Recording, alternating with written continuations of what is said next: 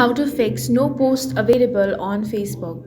In this video, I will guide you step by step on how you can fix no post available on Facebook problem. The first thing you want to do is launch open the Facebook app on your device. Make sure to log into your account.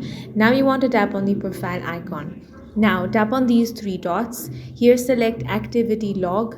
Now find the option of your Facebook activity. Select that. Now select manage post. Then tap on filters and select categories. Now select your post photos and videos. Now tap on the all option. Once everything is selected, tap on the three dots. Now tap change audience. Tap on change audience again. Here you want to select the public option. Now tap on change. Once you have set that to public, this issue will be fixed. That's all for this video. If you found it useful, make sure to hit the like button and subscribe for more videos like this.